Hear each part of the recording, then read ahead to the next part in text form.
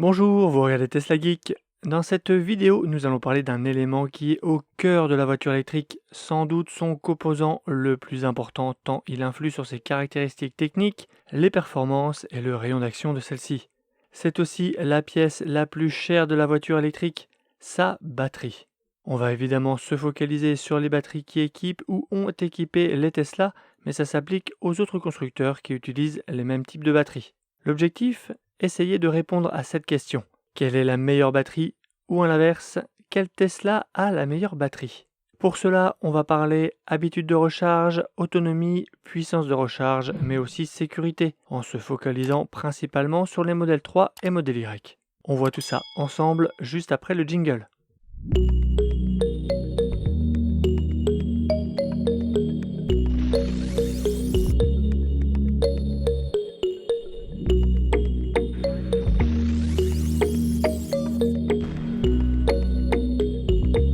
Rentrons tout de suite dans le vif du sujet. Un pack batterie se compose de nombreuses cellules assemblées en série et en parallèle pour atteindre la tension désirée. Chez Tesla, la tension des packs batterie est globalement autour de 350 volts. Les cellules peuvent être regroupées en modules ou non. Dans chaque cellule, il se passe une réaction chimique réversible qui permet de fournir du courant pour alimenter la voiture et son moteur, ou au contraire d'en stocker pendant la recharge. Il existe différents types de cellules et chacune a ses propres caractéristiques, avantages comme inconvénients. Tout d'abord la forme. Tesla en utilise de deux sortes. Des cellules cylindriques qui, comme leur nom l'indique, ont la forme d'un cylindre, comme les traditionnelles piles AA, et des cellules prismatiques qui ont une forme rectangulaire. Chaque forme a ses avantages et ses inconvénients. Parce que les cellules prismatiques sont plus grandes que les cellules cylindriques, moins de cellules sont nécessaires pour obtenir la même quantité d'énergie. Cela signifie que pour un même volume, les batteries utilisant des cellules prismatiques ont moins de connexions électriques à souder. C'est un avantage majeur pour les cellules prismatiques car il y a moins de possibilités de défaut de fabrication à ce niveau.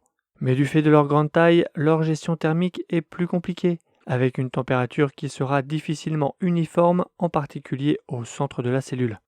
Les cellules cylindriques peuvent stocker moins d'énergie que les cellules prismatiques, mais elles ont plus de puissance. Cela signifie que les cellules cylindriques pourront décharger leur énergie plus rapidement que les cellules prismatiques. La raison en est qu'elles ont plus de connexions par ampère-heure. En conséquence, les cellules cylindriques sont idéales pour les applications haute performance, tandis que les cellules prismatiques sont idéales pour optimiser l'efficacité énergétique. L'autre caractéristique très importante d'une cellule, c'est sa chimie. Chez Tesla, on retrouve trois chimies. Le lithium fer phosphate ou LFP, le nickel manganèse cobalt ou NMC et le nickel cobalt aluminium NCA. Chaque chimie a des caractéristiques qui lui sont propres avec des avantages et des inconvénients.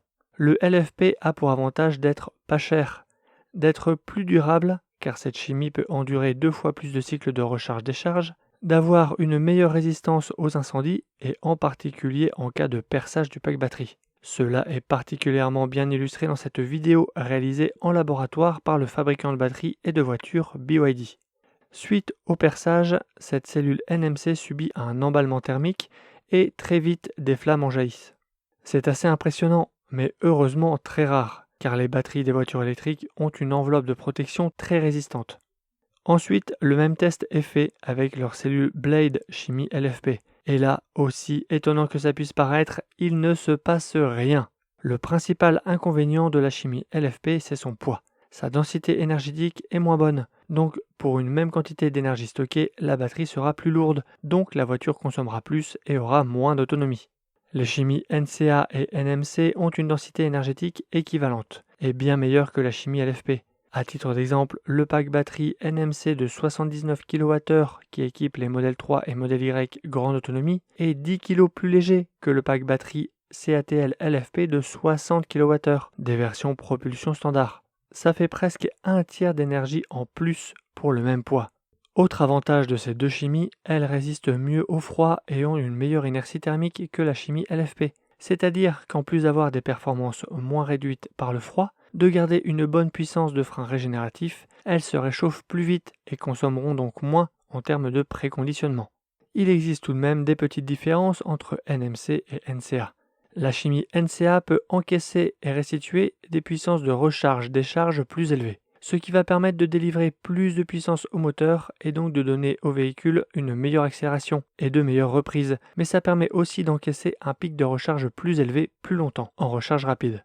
Ce qui explique pourquoi la Model 3 Performance fabriquée aux États-Unis est plus puissante que celle fabriquée en Chine, car elles n'ont pas la même batterie.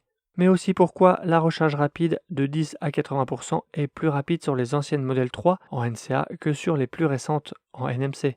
Là où la chimie NMC reprend le dessus sur la chimie NCA, c'est sur la dégradation.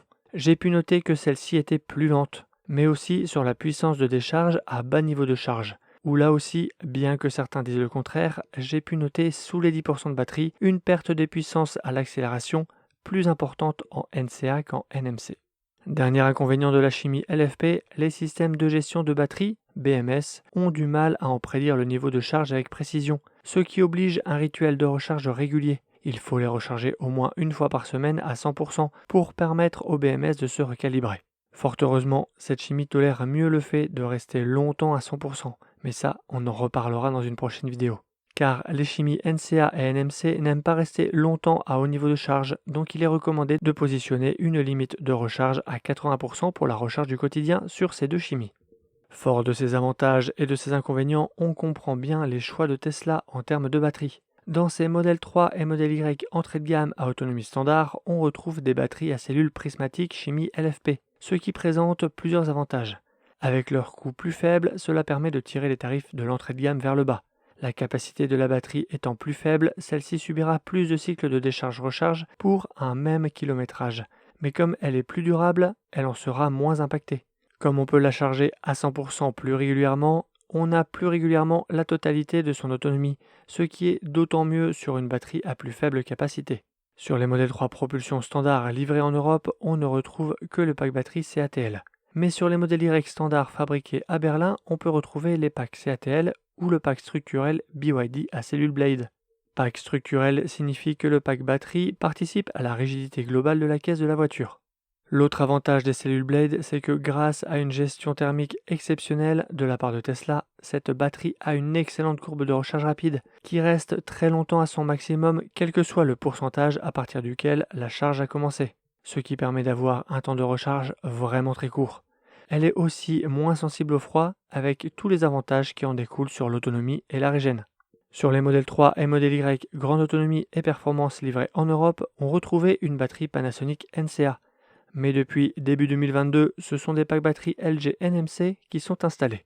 Grâce au format cylindrique des cellules et à leur nombre, elles délivrent et acceptent des puissances de recharge-décharge plus élevées. Grâce à leur meilleure densité énergétique, elles sont plus légères, ce qui augmente d'autant l'autonomie. Sur les modèles S et X, on retrouve une batterie Panasonic chimie NCA avec des cellules cylindriques d'un diamètre un peu plus petit, ce qui permet une meilleure gestion thermique et une restitution de puissance plus élevée. Il faut au moins ça pour fournir les 1020 chevaux de la Plaid. Il y a un modèle Tesla avec une batterie dont on n'a pas encore parlé. Le Cybertruck utilise une toute nouvelle technologie de cellules de batterie développée directement par Tesla. Le pick-up électrique est équipé des cellules 4680. Ce sont de grosses cellules cylindriques, dépourvues de languettes, ce qui permet de limiter l'échauffement et donc de fournir plus de puissance. La chimie utilisée est sans doute une chimie NCA. Je manque d'informations à ce sujet. En 2020, quand elles ont été présentées, il avait été dit que ces cellules équiperaient les futurs Model 3 et Model Y. Quelques Model Y fabriqués à la Giga Texas à Austin ont été équipés, mais depuis, plus rien. La batterie parfaite, selon moi, aurait la longévité et le coût de la LFP, la densité énergétique et l'inertie thermique des NCA, la résistance au froid, le maintien des performances et la faible dégradation des NMC, et une excellente courbe de recharge. À ce jeu-là, malgré sa faible densité énergétique, celle qui se rapproche le plus est sans doute la batterie BYD Blade du Model Y propulsion standard berlinois. Grâce à l'excellente intégration de cette batterie, Tesla a, je trouve, pris un temps d'avance sur la concurrence dans le domaine des petites batteries. J'aimerais vraiment que ce pack puisse trouver sa place dans un Model 3, mais celles-ci ne sont pas encore compatibles pour le moment avec la technologie de pack structurel. J'aimerais aussi que Tesla trouve une solution ou intègre un nouveau pack batterie pour ses versions grande autonomie et performance, afin de regagner en vitesse de recharge et reprendre de l'avance sur certains concurrents qui commencent ou font déjà mieux dans le domaine. J'espère que cet épisode consacré aux différentes batteries des Tesla vous aura intéressé. Si c'est le cas, pensez à vous abonner pour ne pas rater ma prochaine vidéo. C'est gratuit, ça participe à augmenter la visibilité de la chaîne. Et si vous connaissez des gens que ça peut intéresser, n'hésitez pas à leur partager la vidéo. Indiquez-moi en commentaire quelle est votre batterie préférée ou vos critères de batterie parfaite. Rendez-vous sur mon site teslageek.fr pour des bons plans, la checklist de livraison et une sélection d'accessoires pour Model 3 et Model Y. Et je vous dis à bientôt pour une prochaine vidéo. Si tu as aimé cette vidéo ou que tu veux soutenir la chaîne, mets un like. Tu peux t'abonner pour recevoir les notifications de mes prochaines vidéos et aider la chaîne à être mieux référencée. N'hésite pas à donner ton avis en commentaire. À bientôt!